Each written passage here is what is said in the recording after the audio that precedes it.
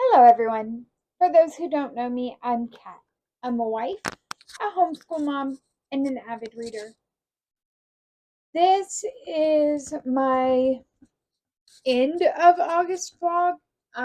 It really was only meant to be a week long, but time got away from me and life just happened. So, here is a longer than usual vlog covering the rest of what I read during August.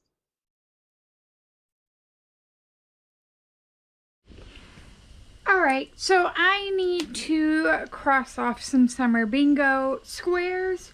I'm not crossing off as many as I hoped, but hopefully throughout the month of August I'll get a lot more done.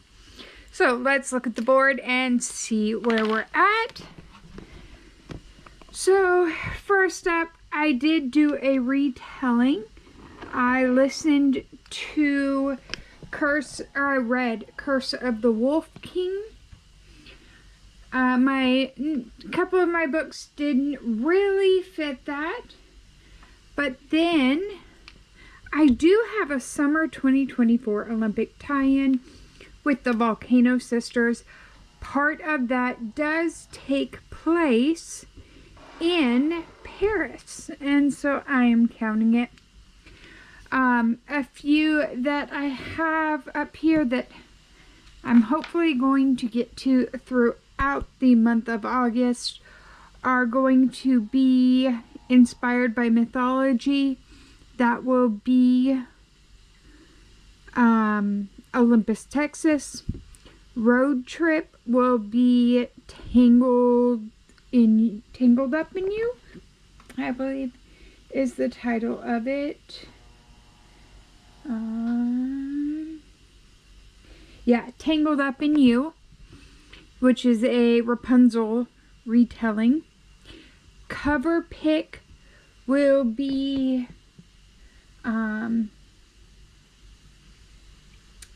The Lost Story. Most recent purchase will probably be the other one, The God of the Woods. So that'll leave thriller, fruit, spiffbo, banned book, one word, and story. Graph recommends. So we will see how all of this goes. Who knows? Maybe I will get it before the end of August, which will be the end of my summer bingo board. Alright, so the board is updated, and I was going to share what I'm reading next. I did start The Silent Patient by Alex Michaelides.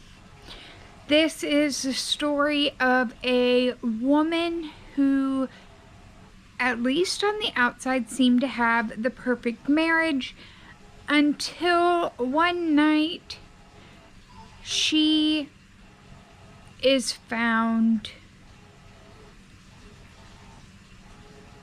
covered in blood with a rifle next to her and her husband tied up and shot in the face like 3 or 5 times. It was an odd number. I just don't remember exactly how many times. So far, the non-spoilery part is that I am enjoying this. It is a thriller. It is keeping me on my toes of what's going on, and I can't wait to find out what happens next. There's a lot going on here in this. So we are actually, I think, about 10 years in the future from Alyssa being convicted of killing her husband. And she has not spoken since the police found her standing over her husband's body. And the we get kind of these dual points of view. We get the main story is told through the eyes of her psychotherapist, who is trying to get her to open up, and his marriage is not quite as picturesque as it seems. And then we have journal entries from about the last month and a half or so of Alicia's life. One thing that I am struggling with is the spelling and pronunciation of our main character's name. Luckily, I am listening to the audiobook, because looking at the name, I would call the main character Alicia. But apparently that's the Americanized pronunciation of the name. In this, it's pronounced Alyssa. Yeah.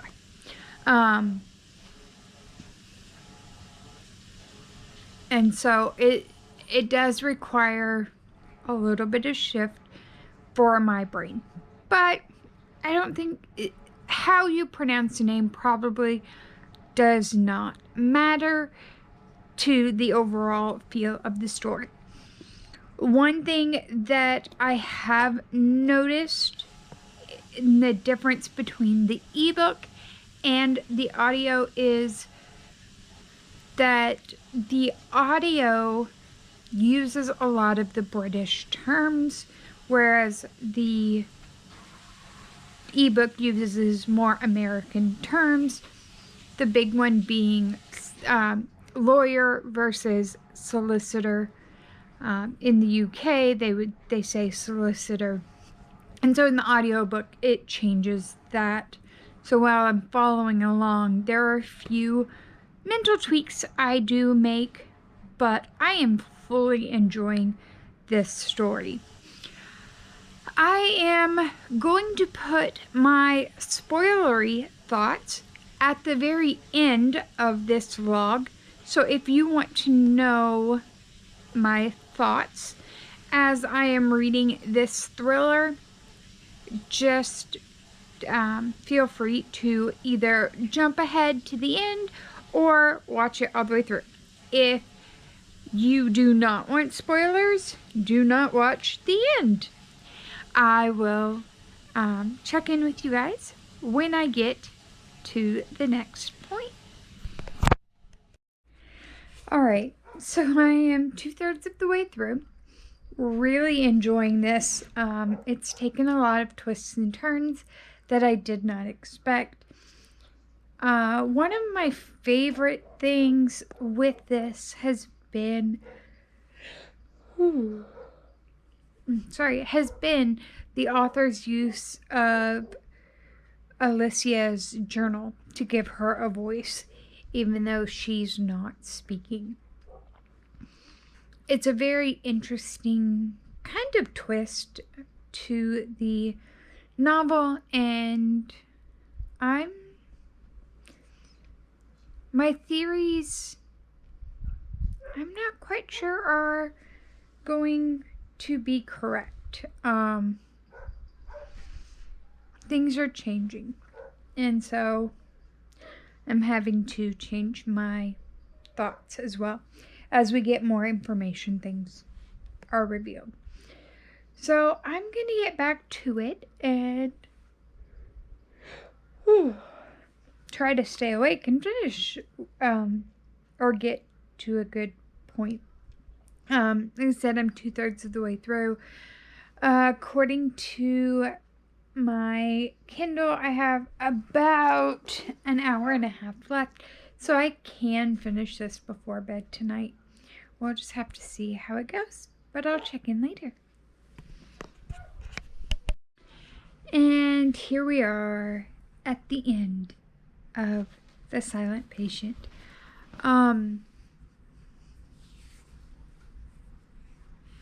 Let's just say, wow. I was not expecting that at all. I had my guesses throughout the book, but I was not expecting that ending. Yeah.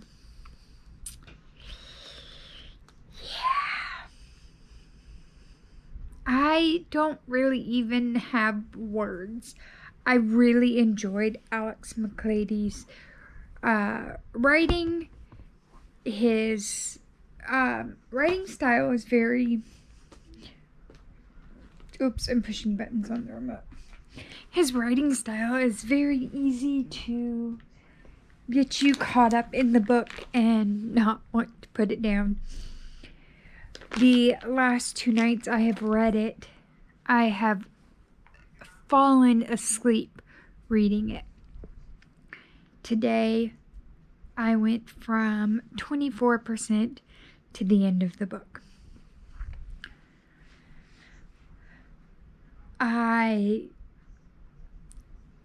I'm going to give this 5 stars. I wasn't sure as I was reading it. I was really leaning to like 3.75 stars, if not lower, this morning. Just because it felt predictable.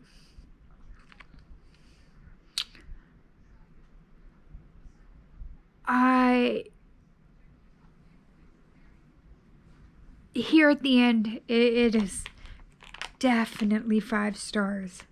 And I am hoping that if you read it, that you do not watch the end of this vlog, because I don't want you to miss out on what's going to happen.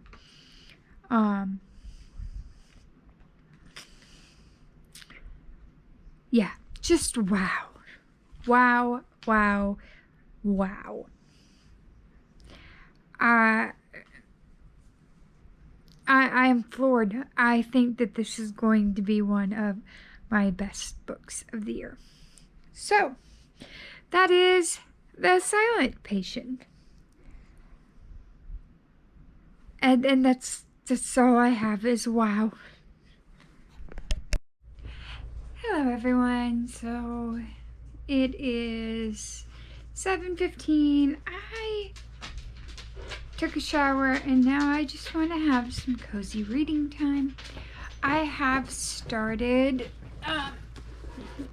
Tangled Up in You by Christina Lauren. This is actually a dual author book, and it is a Rapunzel retelling. For those of you who don't know, Christina Lauren is actually 2 authors, and they just combined their names for that. But this is a Hyperion Avenue book, so it is a Disney endorsed retelling, and it's a retelling of Tangled. So we have Rapunzel, or Ren, in the book, and Eugene, who is just Fitz. I think it's Eugene Fitzgerald in the movie. But, so we have Ren, who has grown up on a farm. She has never had a cell phone. She has no...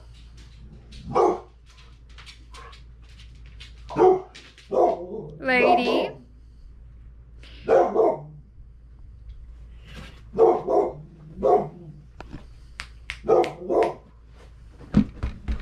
I don't know why I'm trying to holler at the deaf dog, because she can't hear me. Hey, lay down. Alright, so Ren has grown up on this farm in Idaho, and Fitz is this party boy at the college. And so we have a lot of things going on here. I am starting chapter 6, which is our first chapter from Fitz's point of view. And I am kind of excited to see how he feels about her. She's just very bubbly, excited to be part of the real world, as she calls it, and ready to experience something normal college life. She is a little older than most first-year college students, and everyone kind of thinks that she's a transfer student right at first, and she's quick to clear that up. But they're going to end up going on a road trip at some point.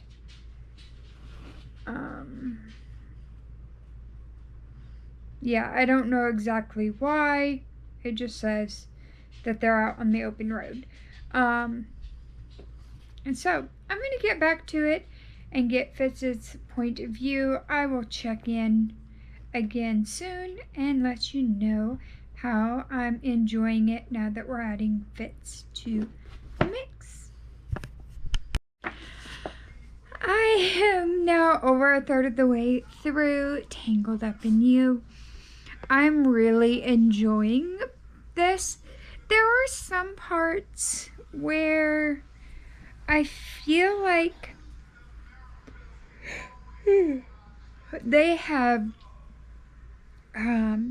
veered away from, at least with Ren, they veered away from the storyline in Tangled, but Fitz is totally Eugene, and by that I mean he doesn't call it a smolder, but he does try the smolder a few times, both with Ren and with a hotel worker to try to get a second room.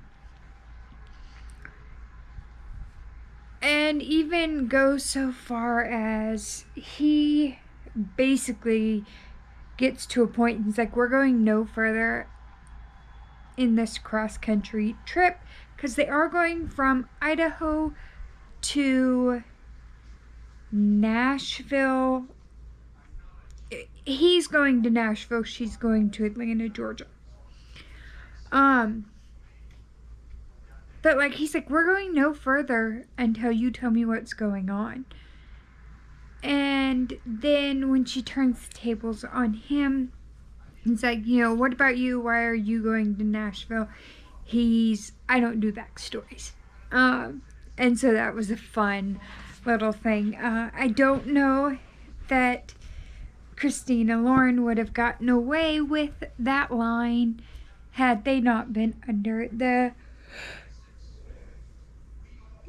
Hyperion and Disney publishing group. But I'm really enjoying this. I totally underestimated the power of a cozy night in with a rom-com. Like I said, today so far I have read over 100 pages. So I'm having a great time with this. I am going to keep going. I am definitely interested to see how things go from here and how her parents find out about her leaving the college, because you know that that's going to be a plot twist in this, just because it was such a plot point in the Tangled movie. So I'm going to get back to it and I will check in later. Hello everyone. So I am 2/3 of the way through Tangled Up in You. I am really enjoying this book. We've had the bar scene and the mention of the frying pan. Great fun. One thing that I'm having to kind of readjust myself to is I've read another Christina Lauren. I'm not sure if they have a list of their books somewhere in here. It was the Anna Honeymooners that I've read. And in that one, there was several of the same kind of themes, but at the same time, it was a little bit different in the spice level. So far, we're 2/3 of the way through the book, and our characters have only just kissed. With the Anna Honeymooners, I don't remember being that far in the book before things heated up. But then again, this is a Disney retelling, so maybe things are purposefully a little bit milder. Although after seeing Deadpool and Wolverine, maybe that's not needed so much going forward from Disney. But I am enjoying this book so far. So I am going to get back to it and hopefully finish sometime today and start a new one, maybe? We'll have to see how things go. But I will check in at the end of the book. Alright, so we are at the end of Thursday. And I am trying to finish Tangled Up in You. I'm really enjoying this. We have had lots of kind of the nostalgic Tangled moments. With some real world twists. And so it's been a lot of fun. But I have 30 pages-ish left, and I'm finding myself a little bit tonight in a struggle to read.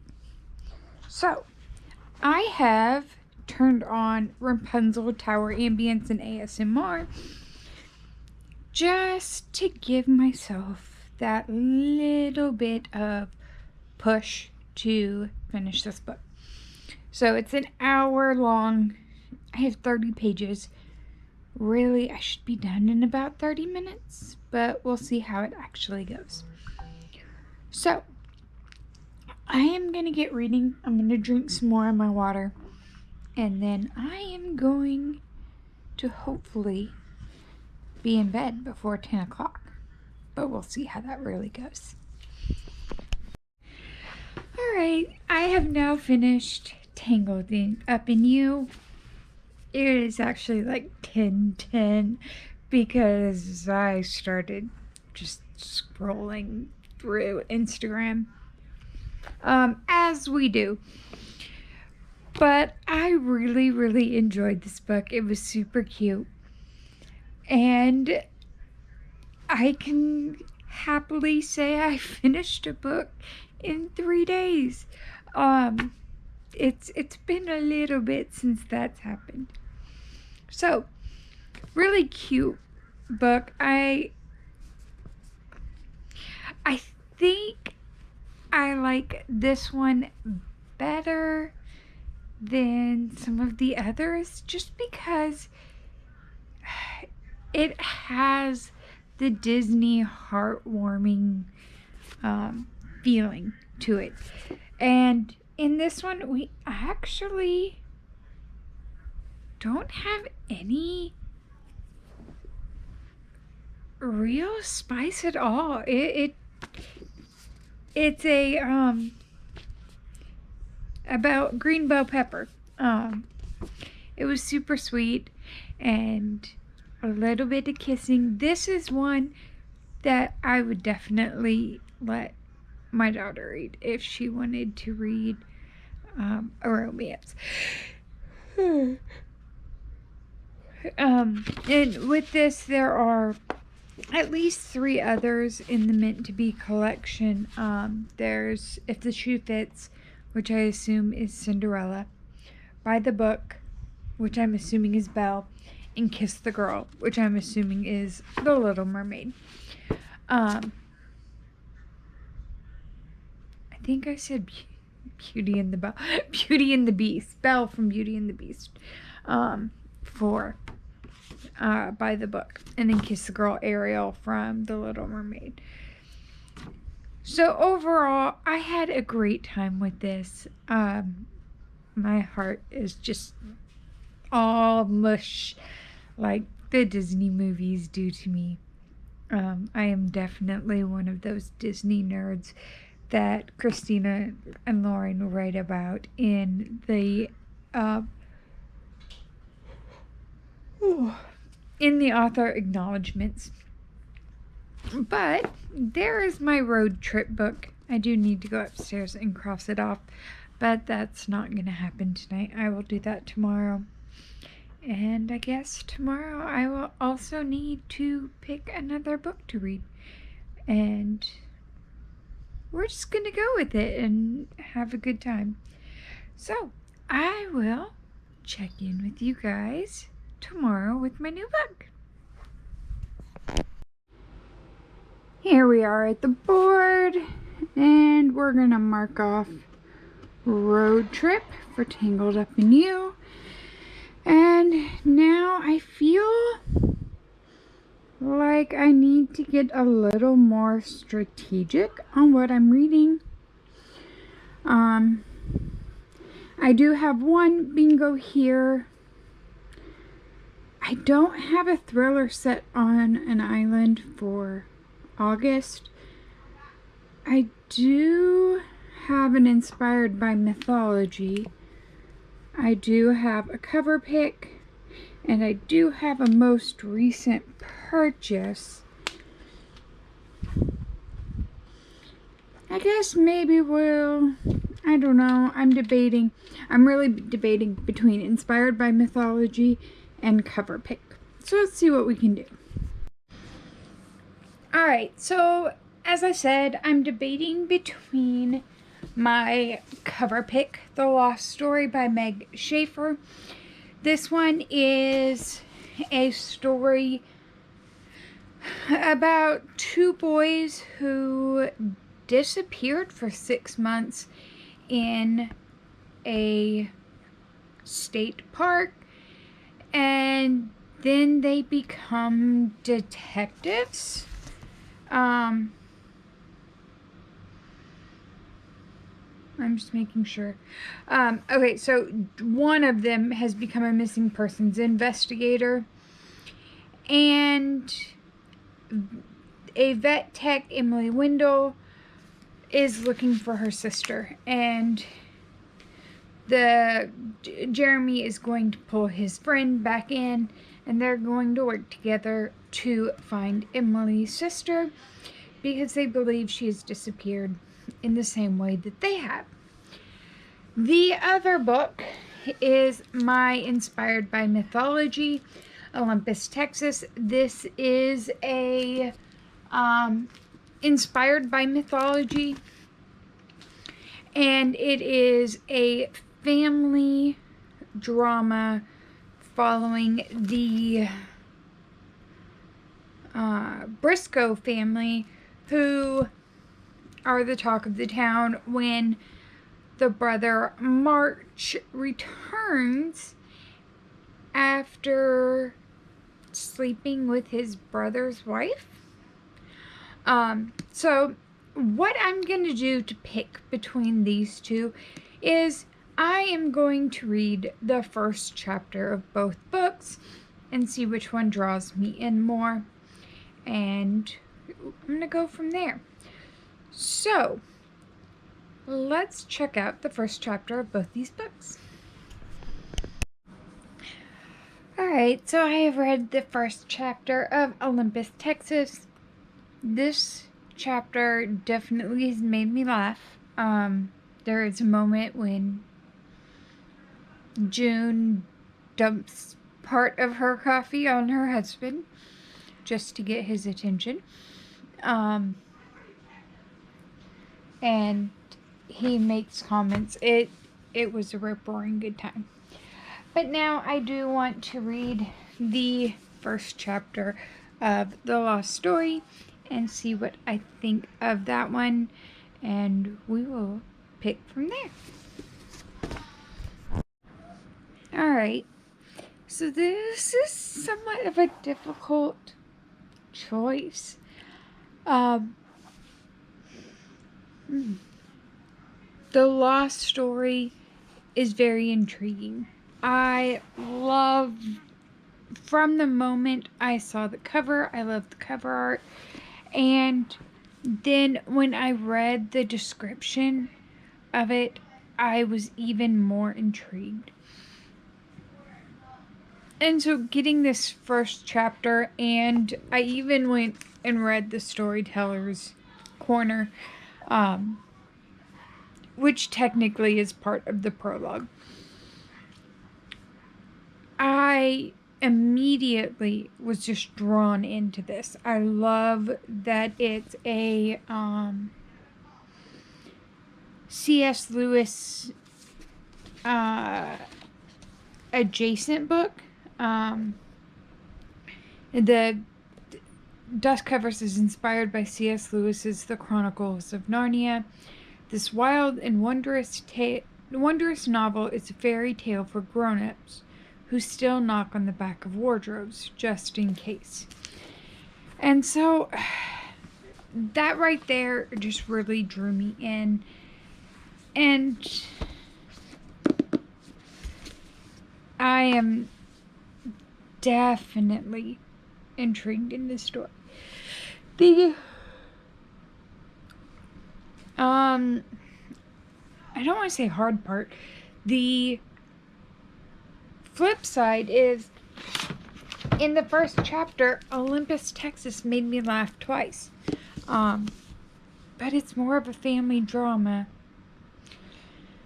Reading the first chapter didn't help me any at all. It made this decision even harder. I think I'm going to go on ahead with Olympus, Texas, just so I can guarantee myself that second bingo. Because I have had a really hard time finding a book with fruit on the cover and stumbling across a thriller set on an island. Not that it's impossible for either one of those. It's just looking at what I picked for the month is limiting me a little bit. So I'm going to read Olympus, Texas. Hopefully it continues in a way to make me laugh, even though it is a family drama. So I'm going to start Olympus, Texas. I guess I should say continue Olympus, Texas, and I will check in soon. I am currently about a third of the way through Olympus, Texas, and I am looking at how dysfunctional this family is, and oh my goodness. So we have the Briscoe family, a husband Peter, wife June, and while they were dating, Peter had an affair. And from that affair has a son who is just a little bit younger than his and June's daughter Thea. And he tells his wife, we weren't married, it won't happen again. Well, it happens again and again and again. And so we have this kind of point where, like, Peter is involved in all of his children's lives, and June is involved in most of the children's lives, but the other mothers are not involved in everyone's lives. So it's kind of this interesting dynamic. But overall, I am enjoying this. Of their children, we follow Hap, who is actually Peter Jr., but his siblings have nicknamed him Happy, or nicknamed him Hap. And he is married to Vera. But Vera and March, Hap's younger brother, have an affair and are caught by the town in a very public way. And March leaves and comes back 2 years later, thinking, I guess, that Vera and Hap have divorced and everything, and that turns out not to be the case. Not only have Hap and Vera not divorced, but they also have a son together. And there is so much just craziness with this family, to the point that we even have Arlo and I can't remember the sister's name, but they're twins of Peter's with another woman, and they even though they haven't been raised in the household, they too have a lot of dysfunction. They basically raised themselves while mom was in and out of mental institutions, dealing with her depression, and now one is covering for the other over something that one of them should rightfully take the blame due to what happened. Don't want to give away too much, but I am kind of invested scarily into this. This novel takes place over the course of a week. So we started on Friday. It is now Sunday. And so I am expecting a lot to happen in the next few days in this book. Because there's still 2/3 of the book left. We're not even all the way through Sunday. So I'm actually going to go to bed for tonight, and I will pick this up again tomorrow and see where it takes me.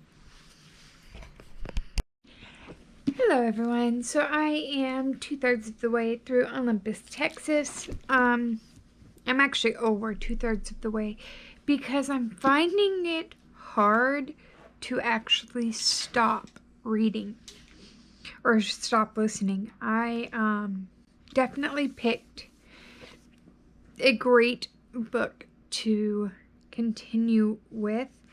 I started this one yesterday, got about 130 pages, and then this morning I have done another 100 pages so far, and it's only 1 p.m.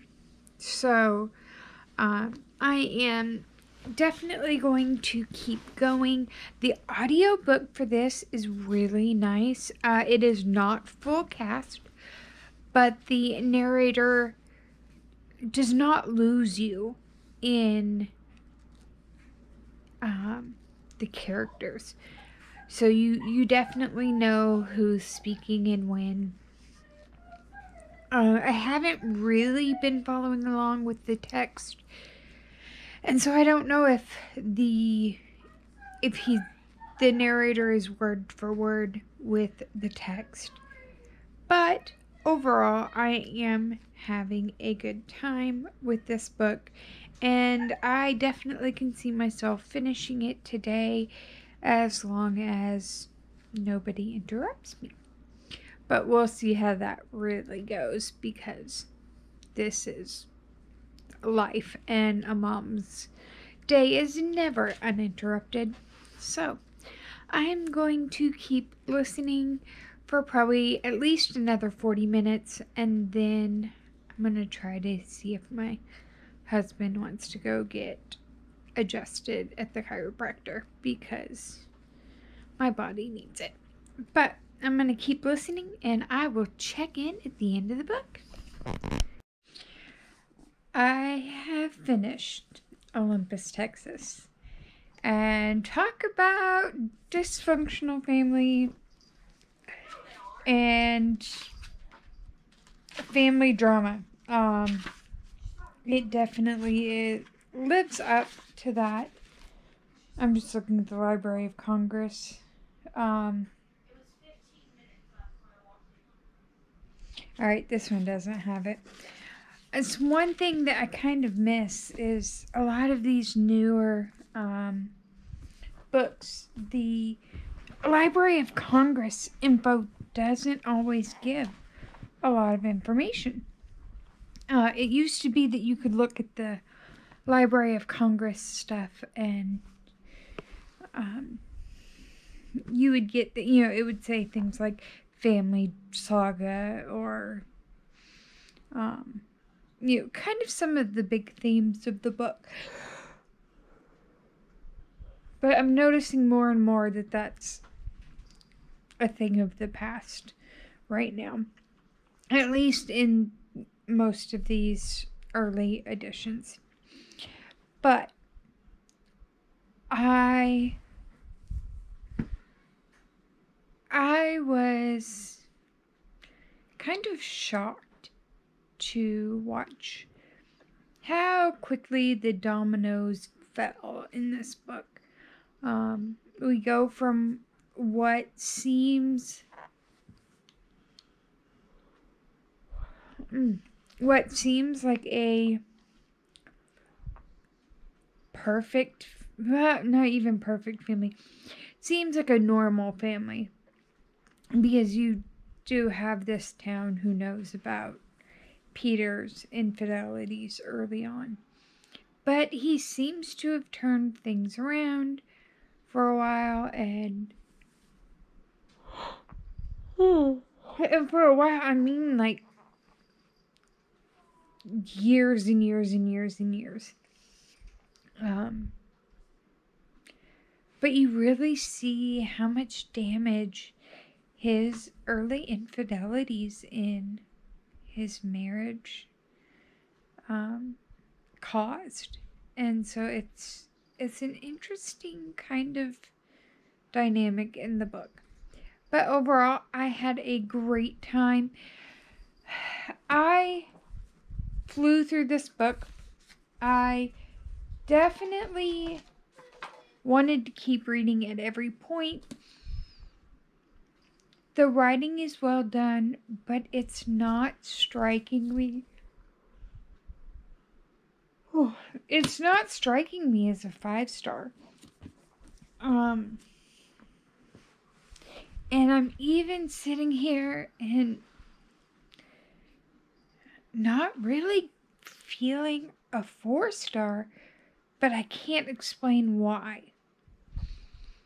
And so I'm kind of struggling. I don't know if it's because of... It felt like watching a sitcom where everything that can happen happens, and then it wraps up in a nice tidy bow. So I think I'm gonna have to go with my gut and give it 3 stars, which is really odd for me because I didn't dislike the book, but it wasn't phenomenal. It was just kind of okay, meh. As the kids are saying now, mid. And that's really what it is it falls very much in the middle of most of my reading. And so a 3-star is that. So I'm going to do it as a 3-star. It's going to hurt my team maybe a little bit, but I definitely helped my team this week by getting so much read since last Saturday. So I'm going to look actually and see if we have any sprints going on today, because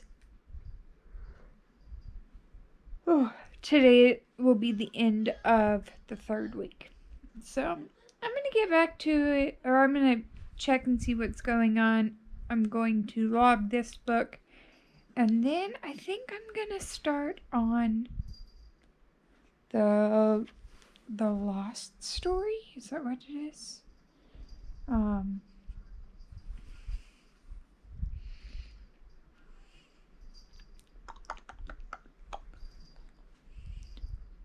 Yeah, The Lost Story. That one will be up next.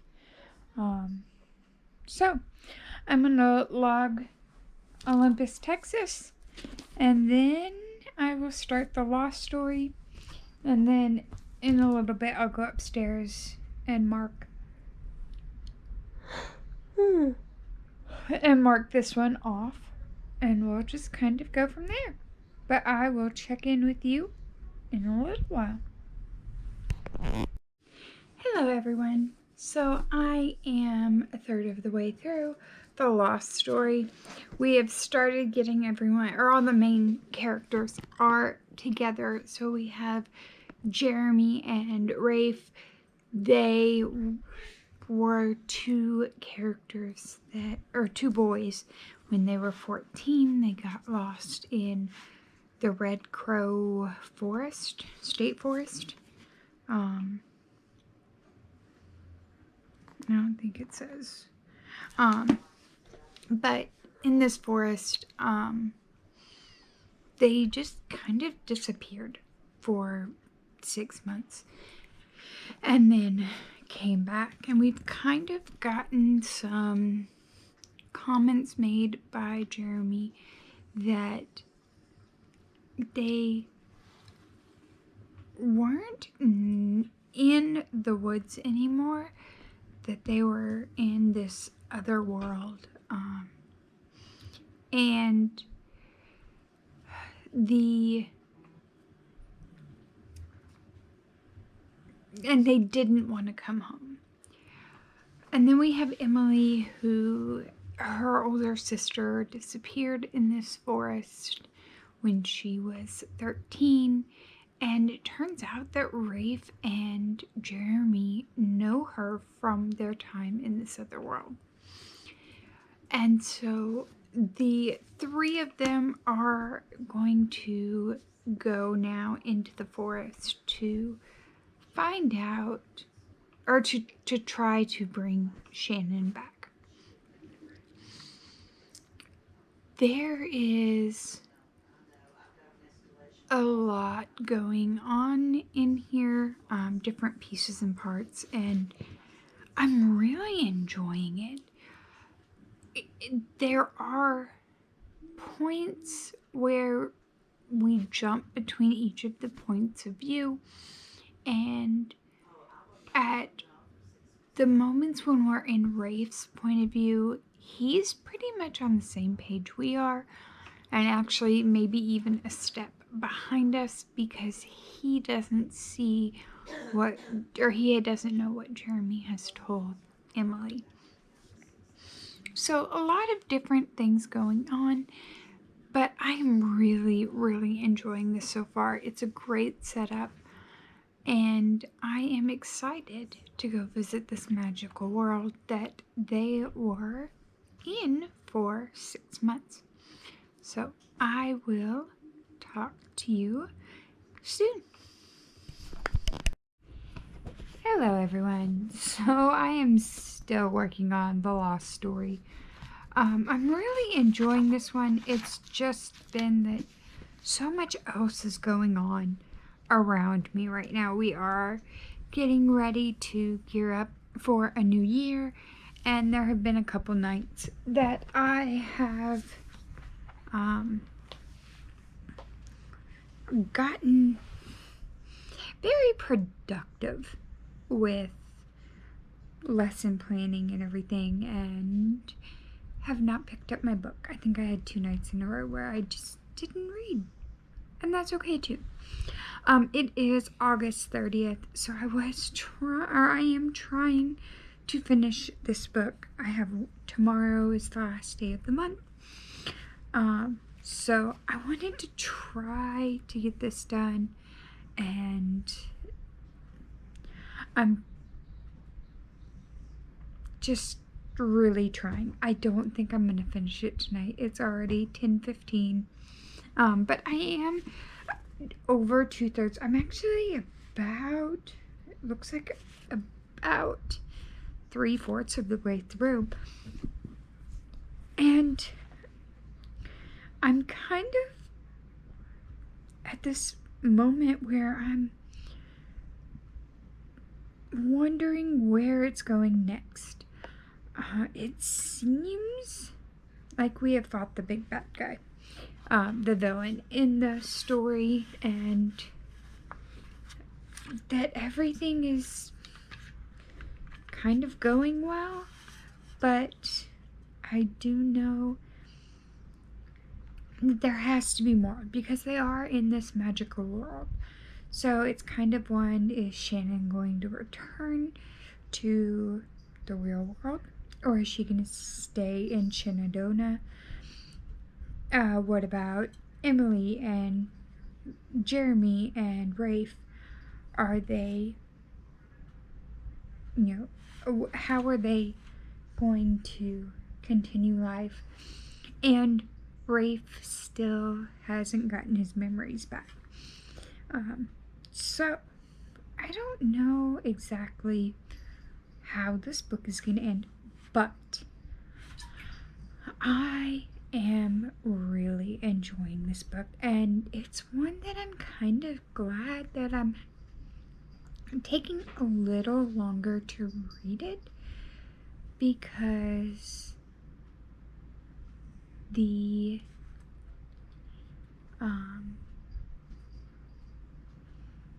I'm able to just enjoy the world a little more. So I'm gonna get to reading at least for a little bit. Probably, truthfully, probably about 15 minutes because I'm exhausted. But I'm hoping I get to a little more reading done, and then I will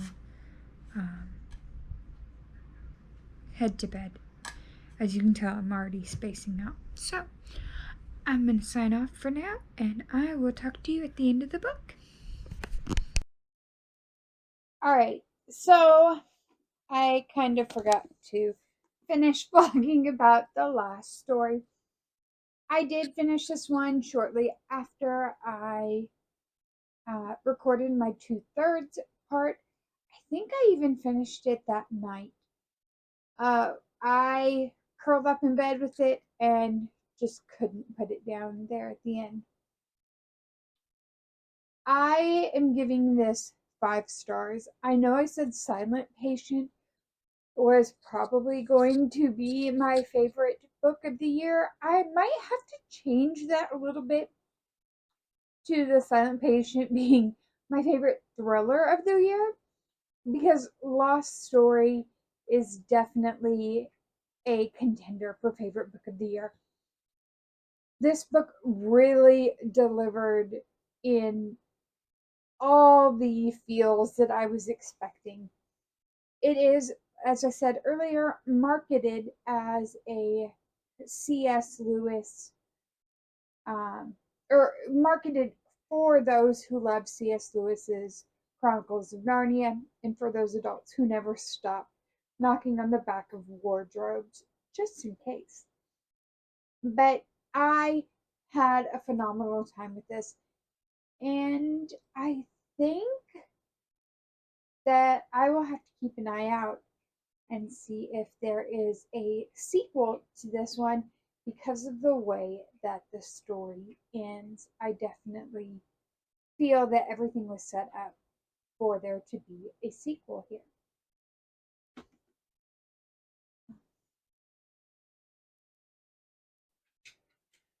All right, and there you have it, my August end of the month reading and what I thought about all of those books. I will say that if you have stuck around this long, um, thank you so much. This definitely was longer than I was expecting it to be for a vlog. And if you are still if you're still interested in hearing my spoilery thoughts on The Silent Patient, stick around for a few extra minutes and I will see you next time.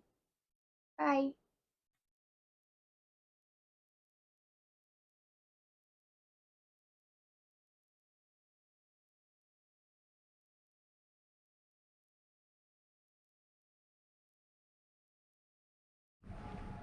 Okay, The Silent Patient. Spoilery thoughts are thus. I am just over 1/3 of the way through this book. When I paused before getting in the car, I was 35%. I'm trying to flip forward to see where I actually am.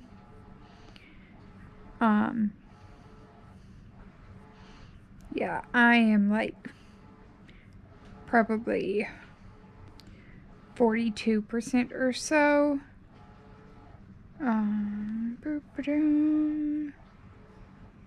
Yeah, this is... Alright, so here we go. Alright, yeah. I am 42% in. And as I'm going through this, there are some things that I am picking up. One of the things is I don't think that Alyssa is silent on her own volition. Or I guess she's not silent because she's traumatized for murdering her husband. I don't think she did it. Again, I'm less than halfway through the book. A lot can change in this thriller. But reading her diary entries and seeing how her brother-in-law treated her and the fact that he cheated on that he kissed his brother's wife makes me think that there's more going on and that Brother Max is not as innocent as it seems. A few things lead me to this, partially because of the way that the crime scene was set up. Also, reading Alyssa's journals, and added to all of that is Max is the sole beneficiary. Now, it's kind of explained away. Alyssa had her father's inheritance, and I think if it weren't for Alyssa's journal entry and talking about her brother-in-law kissing her and him making a declaration of love toward her, I think I would have just followed along with the excuse or the reasoning given, and that is that the brother, or that the husband wanted his brother to be taken care of. So that I could see doing. But something's not right here. We have visited the cousin now, Paul, and his mom is an interesting character. And I am curious to see how things go from here with them. But we are about to go to Alyssa's gallery and see her paintings along with the painting that her aunt absolutely hates. So I'm going to get back to reading, and I will check in with you guys as I go. Okay, more spoilery thoughts. I am just now at 49%, so not much has changed, or not much has been read since I last updated. But we're starting to see more characters who might have motive for involving themselves in this. We have met Jean Felix. He is the gallery owner and Alicia's best friend. The thing that we're kind of starting to see now, again, this is all from Alicia's point of view, is that he might be in love with her. But she also told him that after this next show, she's going to leave his gallery and go to another one. So there definitely is motive there. It is kind of interesting, though, that as we're going through this, that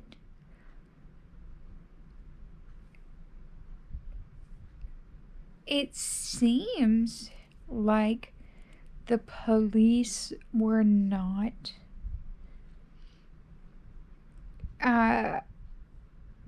they took the easy way out, as it were.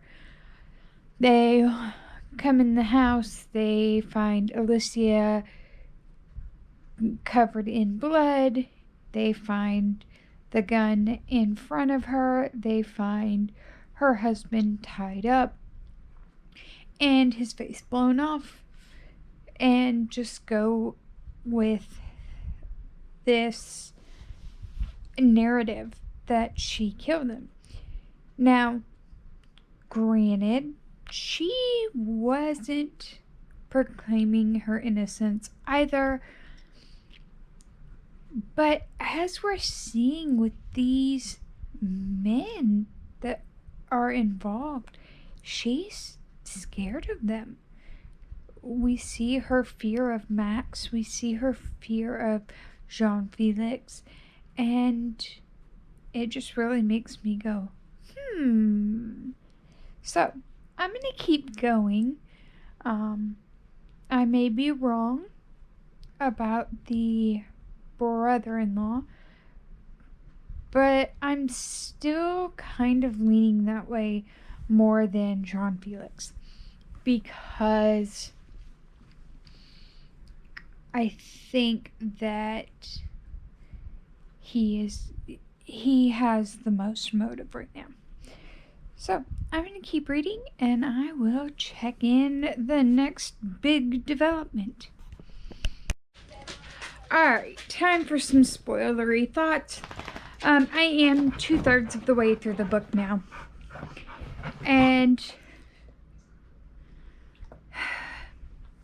it's seeming less like Max is guilty. And the more I'm reading, I'm starting to really think Alicia just had a mental break. She did have a series in her life where she was hallucinating, or not hallucinating, but she did have a time in her life where she thought that she was being followed, and it turned out she really wasn't. It was just something in her mind. Well, this time, instead of it just being a feeling, she's also seeing things. And so, well, she's seeing a man following her. Is it real? I don't know.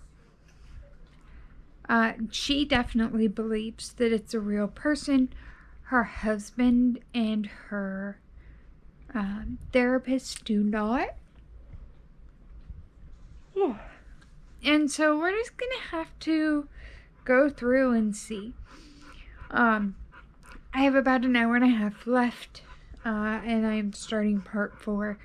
So I am excited, or I'm intrigued to see where this is going. But it's looking less and less like Max is the one who is involved. It's almost feeling like Alicia thought someone was there, and it turned out being her husband. So I'm going to keep reading and see where this takes me, but I will check in with you at the next moment that needs a spoiler report. Oh my goodness, this Ruth revelation has been very interesting, and seeing the results of Alicia's father on her life.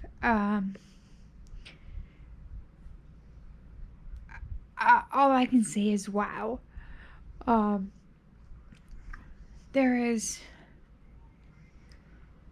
so much to unpack there. I couldn't imagine being or overhearing your parent say that they wish you had died instead of someone else. Oops.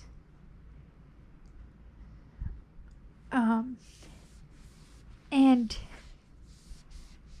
we're starting to get to a point, because of the diary, where the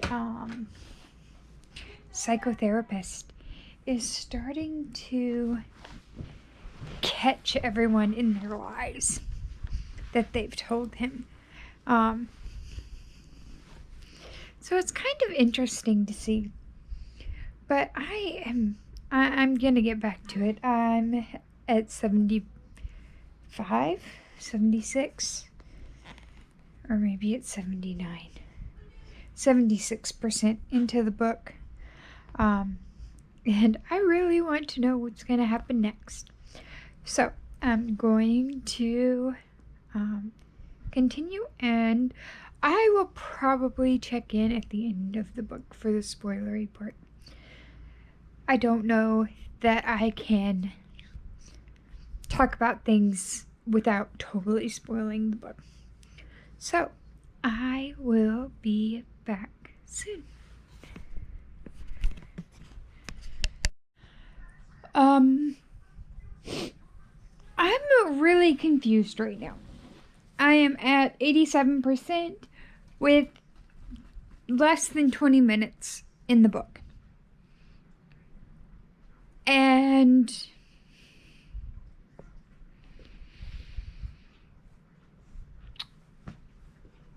there is a huge reveal.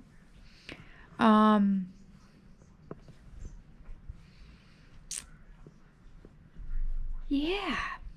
I am truly, truly speechless right now.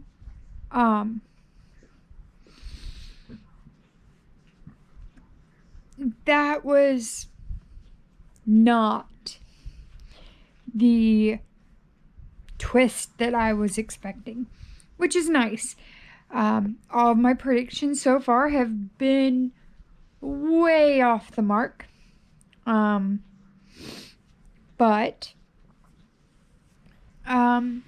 yeah, I did not see that part coming. I'm gonna get back to it, and I will let my feelings be known at the end. Spoilery part. I have finished the book. I was not expecting the huge twist.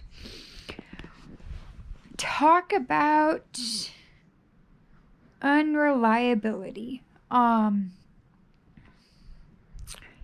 Yeah. This is one that if I'm recommending to someone, I'm gonna have to be very careful when I tell them what it's about, because I just want to tell people who love unreliable narrators that this is the book for them. I am not even I want to go back and reread the book to see if I can pick up on the timeline differences, because we really do have 2 timelines going on, 3 timelines going on, and one of them is hidden in another. And so I definitely wish I could go back I would definitely want to go back and reread it. I think I'm gonna wait a little bit. My older sister has been waiting on this one from Libby since like beginning of March or some crazy nonsense. She sent me a message today that it was on her list and she was waiting for it. Okay, she placed it the hold on June 17th. And this is crazy. So her library has 61 copies of the audiobook and 78 people are waiting for it. So she's 8th in line, so she'll get it pretty soon through Libby, but I don't think she realized that it was on Everand. I came across the same problem on my Libby and didn't want to wait to read this. So I am definitely interested for her to read it because I want to see what she thinks. So that is my spoilery thoughts on The Silent Patient by Alex Michaelides. Okay, I'm really done with this vlog now. Thank you so much for those of you who have stuck around all the way through to the end. I definitely appreciate it, and I will see you next time. Bye.